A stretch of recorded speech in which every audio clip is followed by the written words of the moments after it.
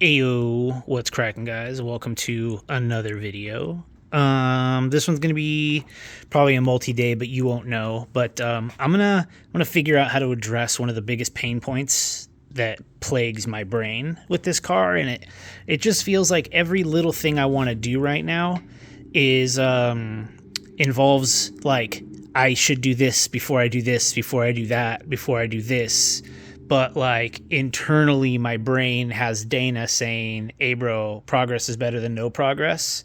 And since Dana basically got this swap in here for me, all of the little things that like anxiety and just like everything else plagues me from being able to just start.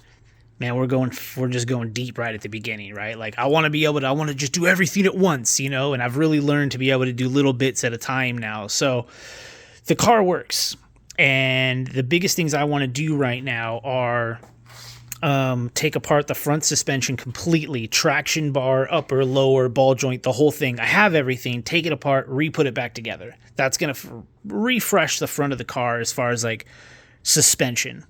But before I do that, I feel like if I do that and then the car can't drive, then this is just like unrollable. And that's a problem because I don't want it to make it unrollable. But this is my harness. A little story time. Fucking 27 years ago, I thought I was going to do a track day with DJ. And I was like, I still have the B7 in here, and I was like, yo, I threw on the fast brakes, 11-inch front brake kit, and then I was going to do an MPFI swap, and then I was going to be good. The brakes went on easy. Me and an old friend started going at the wiring harness, thinking we can just knock this out, but we both have never really done it before. And I had like, you know, we're talking about like a Craftsman toolbox set full of tools, right? And I know I'm basically making this video at this point for me to be able to have like a nice little what's it called, like a documentary of where this car is going to end up. But you're going to see a lot of things in here that you're going to be like, how does your car run? And that's a Christianism. It'll always run, but you're going to think that to yourself all of the time, like how does it do that? And that's because I feel like I've been doing this so long, I could do things in weird ways that most people wouldn't want to do.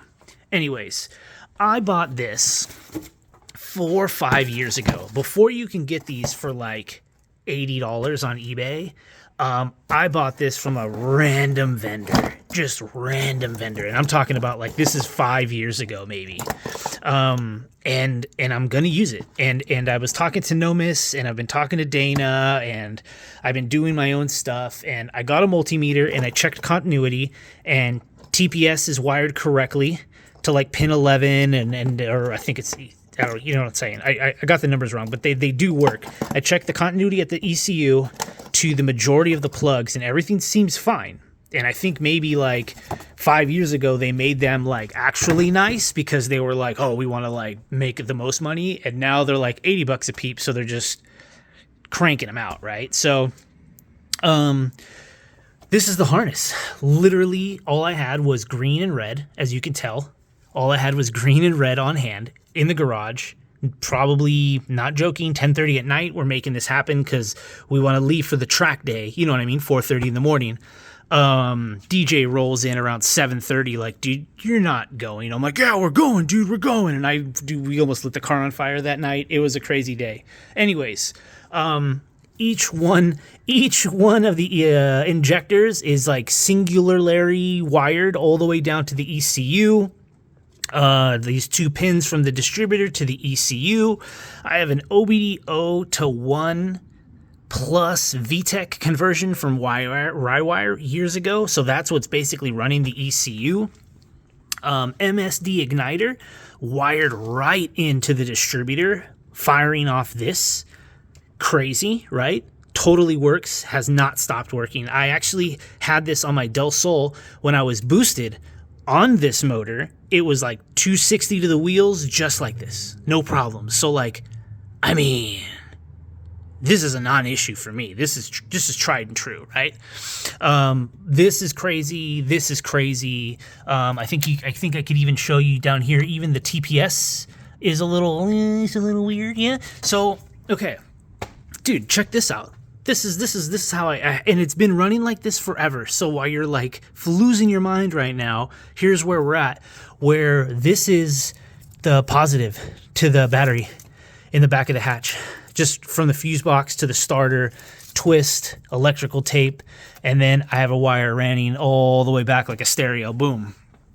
I could put the battery on right now, turn the car on, drive this car anywhere I want to go. So that is what it is, right? So there's a little backstory on the wiring, but this video will probably be shorter. I may even remake this. So if you see this one, then I didn't care that much, but I definitely want to tackle the harness. I have a Rywire chassis sub harness. So everything underneath the dash is going to be at least good, because obviously these don't come with any harnesses or sub harnesses. So that'll all get, I'm not going to tuck anything right now or just at all. So, yeah, you know, and that's my goal. I think I want to work on the harness for now, and then I'll start to work on other things. There's a bunch more that I need to tackle, but it's like that won't affect the car running that long. I mean, obviously I take the harness out, hook it up as soon as the car turns on, we're good there. And then it's like, okay, cool. Now let's work on this crazy radiator setup that I have, you know? All I had when I put this in is the stock fan. In order to make this work, I actually had to chop a hose. I have like a little Mishimoto converter. This actually I could use if I wanted to do like coolant temp, and then I have it running all the way right here to the back, because cable to hydro, no room. If I had a slim fan, I could just have a normal over, right? So that's a thing. But I have to address that before I can maybe put my battery down here. And you're like, why don't you just run the OEM stock one? I don't want to do that because I have a Comtech Icebox I want to throw it. You know what I'm saying, guys? This is the story of my life. But I love my car, and I love this build. And I would bet you guys are just kind of like, dude, this is crazy, dude. Hopefully, like, this thing actually will continue running, and it will. But these are the reasons that my car never got swapped in the first place, is because if I couldn't do everything at once, I just wouldn't have done it. But that being said, I was able to get this done. Shout out to Dana. But like, now it's like, let me actually do it justice, right? And progress is better than progress. Progress is better than progress? God, you see what I mean? Progress is better than no progress. All right, cool.